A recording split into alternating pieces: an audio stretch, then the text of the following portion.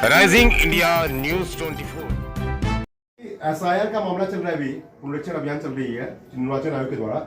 अभी एसआईआर पे एक मुद्दा बना रही है विपक्ष, क्या कहना चाहेंगे इस बारे में? देखिए, जो एसआईआर की जो चल रहा है, किसी जाति या किसी मजहब या किसी धर्म के प्रति नहीं चल रही है। जो भारतवर्ष में पहले से रहते आ रहे हैं उनके लिए, और जो घुसपैठिया हैं, जो बाहर के लोग भारतवर्ष के अंदर रह रहे हैं और उन्होंने नकली कागजात बनवा रखे हैं। और वोटर कार्ड का ये है कि कई जगह वोट पड़ती है, वो किसी, मैं क्या कह रहा हूँ, किसी जाति किसी राजनीति से कारण नहीं है, कोई किसी प्रकार का भी ना ही कोई ये है कि हिंदुओं के लिए। जो भी घुसपैठिया है बाहर के जितने घुसपैठिया वो बाहर निकाले जाएंगे, यही एसआईआर कर रही है। और इसमें कोई परेशानी नहीं है। सबको यदि जिस पर कागज है वो घबरा क्यों रहे हैं?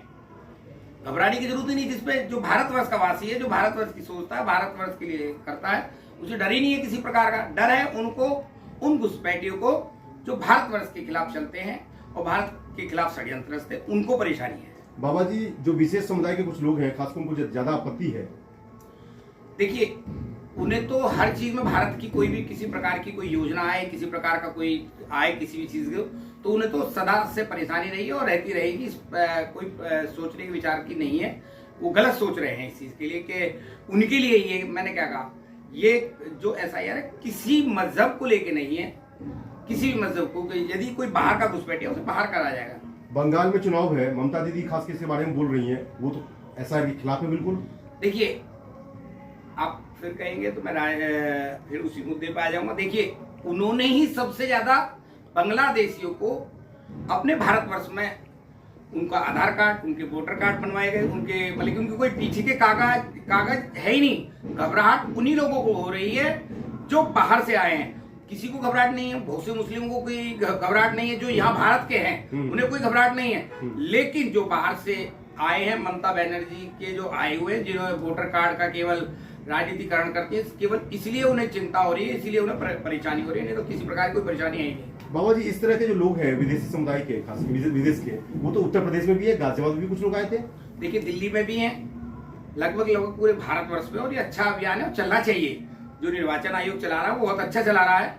देखिए, वोटर कार्ड किसी का दिल्ली में भी बना हुआ है, किसी का बिहार में भी बना हुआ है। दो जगह वोट डलती थी, वो एक मत होगा और सारी चीजें ऑनलाइन करी जा रही है। सभी के कागज ऑनलाइन होंगे। सबको मतलब एक वोटर कार्ड का एक पहचान पत्र होगी कि उस ऑनलाइन से सारी चीज पता पड़ जाएगी। ये जो शख्स है वो कहाँ का है, किस जगह का है और किसके पूर्व कहाँ तक कब तक थे। बाबा, कहीं चुनाव के डर की वजह से, जो अभी बिहार चुनाव का रिजल्ट आया है, इस वजह से तो ये राजनीति नहीं फैल रही है एसआईआर का। उन्हें, फिर मैं कह रहा हूँ, उन्हें डर है अपने वोटरों का। और वोटर है बाहर के जी, केवल और केवल बाहर के हैं। और सारे, देखिए फिर बात आ जाएगी, सारे मुस्लिम वोटर उन्होंने बुलाए और वो दूसरा कश्मीर बना रही हैं, उसको बंगाल को दूसरा कश्मीर बनाने जा रही हैं। लेकिन ऐसा कभी नहीं होगा, क्योंकि ये सरकार, बीजेपी सरकार, हम किसी सरकार के मत में नहीं, लेकिन कहीं ना कहीं भारतवर्ष के लिए सोचने वाली सरकार है। सभी का साथ, सभी का विकास करती है। और विशेष तौर से तो देखिए जी, हिंदुत्व के लिए बड़ी सेफ है। बाबा जी, बीएलओ जो काम कर रहे हैं, घर घर जा रहे हैं, उसके ऊपर भी सब उंगली उठा रहे हैं कि वो घर नहीं जाते। मैं इसके लिए विशेष तौर से कहूंगा डीएम साहब से और माननीय मुख्यमंत्री जी, माननीय अपने यशस्वी प्रधानमंत्री जी से। देखिए, बीएलओ कुछ जगह जहां, मैं अपने क्षेत्र की बता रहा हूँ, मैं नाम नहीं ले सकता उस बीएलओ का, जहां मुस्लिम क्षेत्र है, वो पैसे लेके और वोटर कार्ड बनाए, उन्होंने आधार कार्ड बनवाए पैसे लेके, फ्रॉड के। अभी मैं 10 साल से देखता आ रहा हूँ, 10 साल से देखता आ रहा हूँ। आधार कार्ड फ्रॉड में बने और वोटर कार्ड फ्रॉड में बने, जिनका कोई अस्तित्व ही नहीं है यहाँ पर, उनके भी वोटर कार्ड बने हुए हैं। तो उसी के लिए तो वोटर कार्ड नहीं बनाती है वो। उसी के लिए तो ये गवर्नमेंट जो है एसआईआर का एक मुद्दा लेकर आई। लेकिन मैं ये चाहता हूँ, एसआईआर का तो आ रहा है, लेकिन ये जो बीएलओ जो गलत करप्ट है, इन्हें बाहर निकालना चाहिए। सबसे पहले इन्हें बाहर का रास्ता, भारत से बाहर का रास्ता दिखाना चाहिए, क्योंकि ये करप्ट है।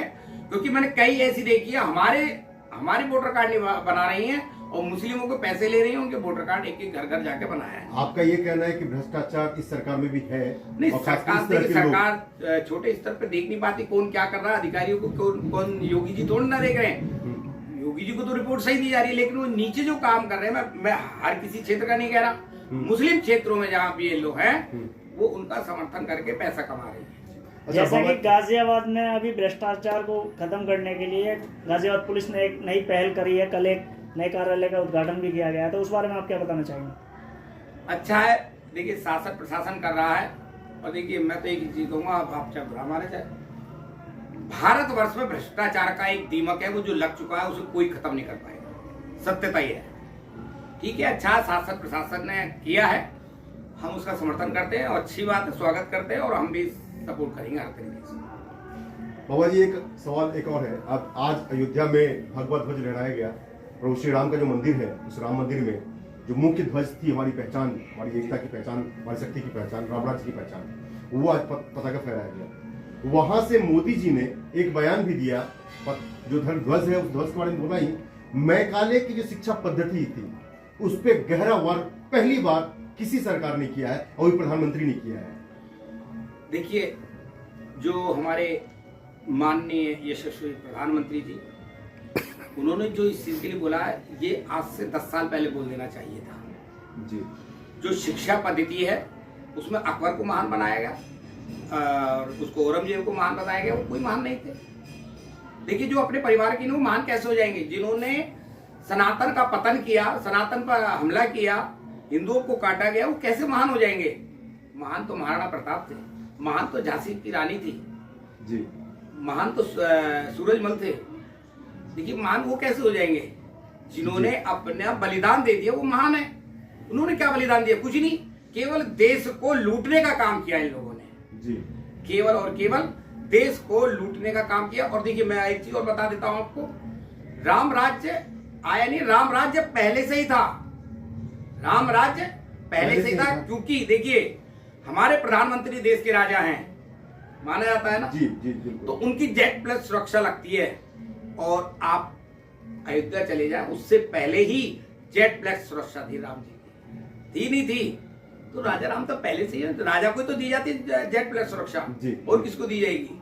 जी। तो राम राज है और रहेगा। और ये देश सनातनियों का है, किसी धर्म से या इस्लाम से किसी से नहीं चलेगा, केवल ये संविधान से चलने वाला देश है। ये भारतवर्ष है, सनातन का है, इसके अलावा और कोई देश नहीं है सनातन का जो हमारा सनातन। बाबा जी, एक और सवाल है। अभी नरसिंहानंद जी ने एक बयान दिया था, या उन्होंने तैयारी की थी, वही विशेष समुदाय के लिए खास के, इसकी वजह से गाजियाबाद प्रशासन ने कई लोगों को हाउस अरेस्ट किया था। देखिए सत्यता तो ये है, जो जतीन और नरसिंहानंद जी हैं, उन्होंने बड़ा है और उन्होंने मतलब कि देखिए सर्च करने के बाद उन्होंने ये आगे मुद्दा रखा है। मैं उनका समर्थन करता हूँ। सत्यता यह है, इस्लाम में खामियां हैं, ये इस्लाम वालों को करना पड़ेगा, स्वीकार करना पड़ेगा कि इस्लाम में खामियां हैं, स्वीकार करना पड़ेगा। देखिए, आपके कुरान में लिखा हुआ है, आज लगभग 1 करोड़ भारतवर्ष के एक्स मुस्लिम बन चुके हैं। कारण क्यों? क्या आसमानी किताब में कमियां हैं? इसीलिए बने हैं। क्योंकि देखिए, फिर आप मेरे विवादित बयान से आप परेशान हो जाएंगे। मैं विवादित बयान नहीं देना चाहता, दूंगा तो फिर वो ये देखिए, बाबा जी आप खुल के बोल सकते हैं, कोई दिक्कत देखिए 7 साल की आयशा एक कन्या और 86 साल का एक बूढ़ा पैगंबर उससे निकाह करता है, जहां हमें कन्या के रूप में, हमारे सनातन में कन्या के रूप में जाता है, वो उसका बलात्कार करता है। तो यतीन नरसिंहानंद ने कोई गलत तो ना कहा था, पैगंबर बलात्कार नहीं, बलात्कारी है। आप पढ़िए तो सही। ये अपने देखिए, आप केवल और केवल भारतवर्ष को इनके जो मदरसे और मस्जिद में पढ़ाया जाता है कि देश को किसी तरीके से इस्लामिकरण किया जाए, जिससे कि हिंदुओं का किसी तरीके से पतन हो, हिंदू को काटा जाए, मारा जाए। देखिए, हमारे यहाँ आप मंदिर नहीं जाएं, कोई परेशानी नहीं है। हमारा हिंदू ये नहीं पूछेगा आप मंदिर क्यों नहीं जा रहे हैं, या आप, हमारे भागवत में कभी ये नहीं सिखाया जाता कि दूसरे की हानि हो या दूसरे को मर्डर करो या मारो। जो भगवान को न माने तो उसे मर्डर थोड़ा कर देंगे, हमारे भागवत में ये नहीं सिखाया जाता।